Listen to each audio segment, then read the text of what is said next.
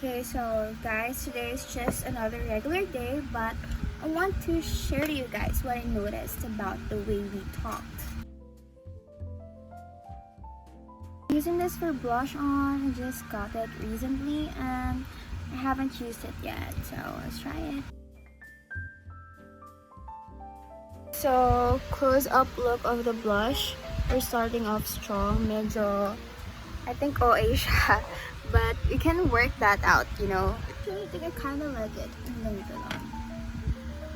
I mean, I'm still going to add concealer and powder, so magiging sheer din naman siguro yung color nito. I don't know. Nalalaman natin. Okay, so share ko lang, this is a recent find. Essie blush going here in its keychain holder, and it's in my ID, so it's just so cute. I love it. So I'm done with the blush, and then mag-add pa ako ulit ng concealer para maging seamless yung look natin dito sa parts na to. Actually done with the concealer. Another concealer on my here in this part. Sa inner corners ng face ko. And actually, I think na mag-lighten nga yung blush on ko. We're going to use a sponge para mas mag-blend pa natin even more yung concealer dito. Finally, see some progress, guys. Mas nag-lighten yung blush ko. And yeah, okay lang din naman pala. So, I have my coffee with me right now and paubos to siya. And hindi ko talaga kaya na magsisimula yung araw ko nung walang kape. Kasi parang feeling ko kulang yung araw ko nung wala to. And actually, fun fact, kahit may kape na ako sa bahay, may kakape pa ako ulit sa school para siguradong gising talaga yung diwa ako. Now, contouring my nose. You guys see yung bisita ko today. Sobrang OA dyan pa talaga sa pumwesto para akong binabati ng hello, good morning, magandang araw. So I'm finally done with the contour, nose contour, and proceed naman na tayo sa may eyeliner. I'm going to do it off-cam kasi sobrang hirap ng eyeliner. Nahirapan ako, baka ma-conscious ako. So off-cam ko na lang siya gagawin. I'll just show you guys the result. Okay, so close-up look ng eyeliner ko. I know, mukha siyang di pantay, but actually, oo nga. And this is our final result sa eyeliner. Finally done with my eyeliner. I'm now moving on to my setting powder. Using this big girl here. 7 a.m. 7? Eh, pag alas 8 na. 7 pa lang. Tira mo nga, 7:30 na yan. Wala pang 7:30 ay. Ayan o. 6:36. My mom lost track of time. Okay, so nag-reapply lang tayo ng konting blush just to put back the color in my face. But this time around, I'm using a different blush to top it off. Using this one. So, I don't know. Putok na may blush ni ate girl for today's video.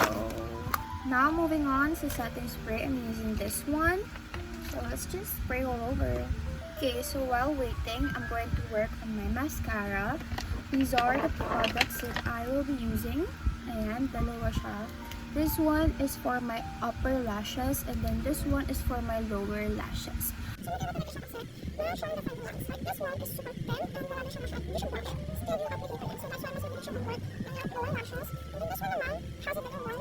It's a little wand here. So, mas mabilis siya for the upper lashes. Plus, pwede na yung combination ng dalawa. Actually, pagkain nito, nilalagay pa ng stars para mas okay siya. Tingnan, out of the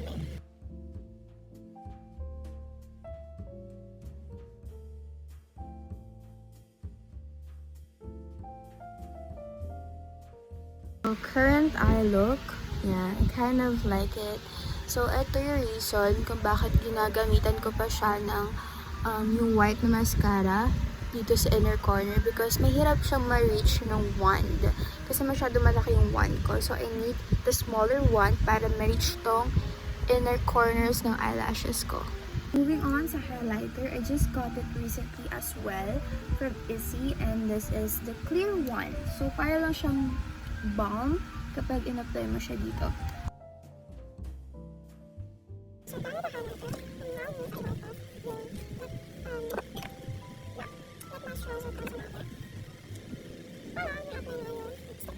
Okay, so for lip part, I use these two products. So, ginagamit ko to pang outline ng labi ko. And then, ginagamit ko naman to for my inner lip.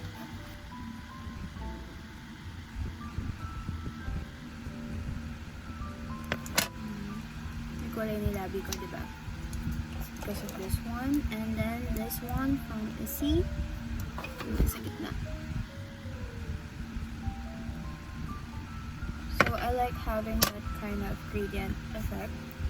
That's why nilagay ako dito. I think we're done. So, we're done. And I can never forget my glasses because it just completes the look. Finally done!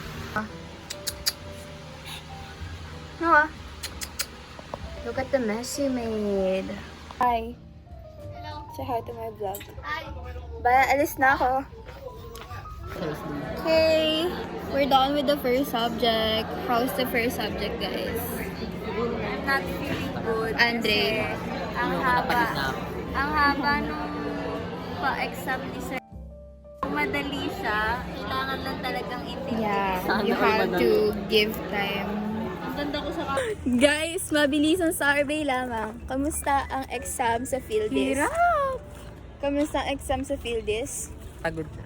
Kung ano yung mahaba, yun yung sagot. Yes. Hoy, di kami ganun! Binasa namin yun, no? Inisa-isa ko. Nira-nationalize namin yun, isa-isa, girl. Di ba? Ina-XX ko pa nga yun. Yeah. Yan, mga sinungaling. Guys, how's the last subject? How's the last subject? Okay naman. Okay naman. How's the last subject? Sobrang dala. How's the last subject? You been there now. You been there.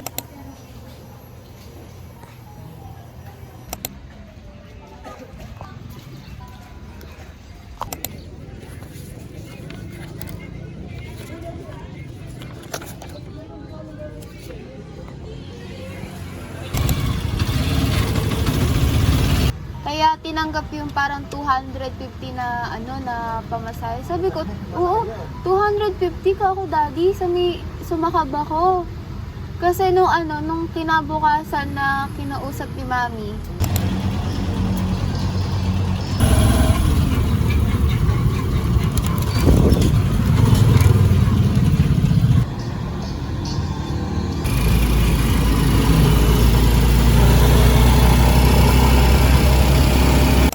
okay guys, I'm back at my humble bedroom and I just want to say that I look so hulas na. Kasi super init sa labas, so it's normal na hulas ako.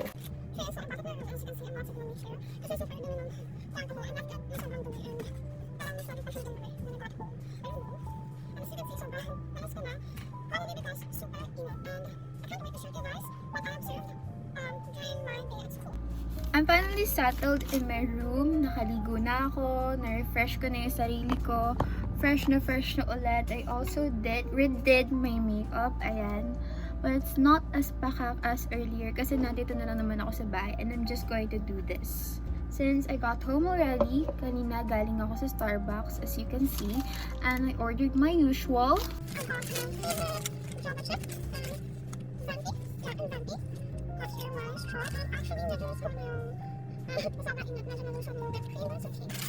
This is where I got the McDonald's disappointment because I specifically told them not to warm yung vegan bar. Meron pa dito green marks na food warm, vegan warm siya, but hindi siya warm. And this, how do I say this? The barista asked me if warm ko ba siya, but as a people pleaser, I just can't. Hindi ko na siya kayang pabayad mannequin pa nun. So sabi ko, okay na po, sabay ko na lang i-heat. But yeah, I won't reheat it anyway kasi tinatamad din naman ako and okay na din. We worked hard for it, so okay lang yun. The first thing that I asked my mom when I got home ay kung meron ba kaming malamig na tubig.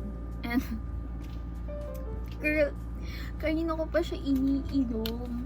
Pag-uwi ko, uminom ako agad kasi sobrang init. Kailangan malamigan man lang yung sistema ko. And I drank the whole glass, bro. Buong glass siya. Ganun kainit dito. Mainit na sa bahay. Mainit pa sa school. Mainit pa sa bahay. Grabe. Pansin ko lang, Kapag nakikipag-usap tayo sa parents natin, we're more casual. Of course, nandun yung respect.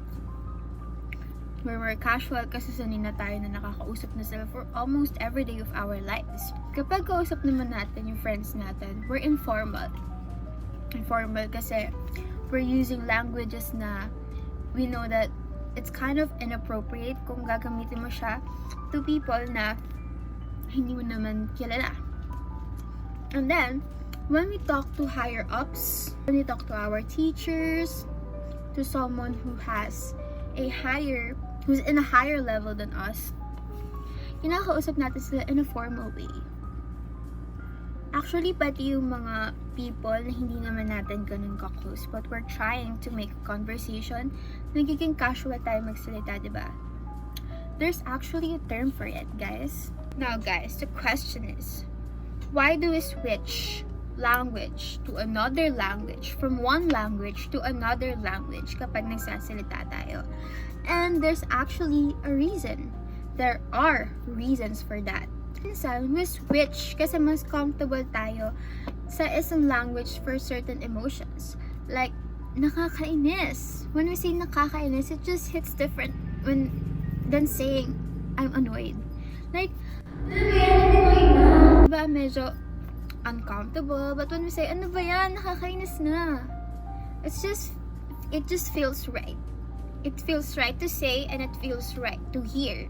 Kapag nagsasalita tayo or nakikipag-usap tayo sa ibang tao, we're switching from one language to another para mas ma-express natin yung nararamdaman natin more clearly. Para hindi tayo makabuo ng sentence or mga salita na hindi komportable pakinggan at alam natin na hindi may intindihan kaagad ng kausap natin. And lahat ng sinabi ko, meron tawag dyan. Lahat sila under ng term na code switching. Code switching is when you shift from one language or a variety of language to another. Depende sa sitwasyon na kinaroroonan mo. Sa sitwasyon, sa tao, or sa purpose kung bakit mo ginagawa yun. Kasi, hindi ito yung parang gumagawa ka ng nagmi-mix-mix ka lang ng words to build up confusion. No. You are using code switching because it's a choice. Automatic na siyang lumalabas sa bibig mo. Fun fact, there's a linguist named Del Hypes na sinasabi niya na yung language daw ay hindi mo lang dapat alam yung grammar. It's not about just knowing the grammar. It's also about knowing how to use the grammar. Kailan, kanino, with who, at bakit. Ang tawag dito ay communicative competence. And every time na nagko-code switching ka, you are demonstrating that competence. There's also this idea called translanguaging, where bilinguals don't really have two separate languages inside them. They have a one big fluid system. Kaya kapag pinag-mix natin yung Filipino at English, kapag nagtataglish tayo, we're not breaking the rules. We're just using our full linguistic range. Ginagamit lang natin yung language na alam natin the way we know how to use it. So it's not wrong. Hindi mali yun.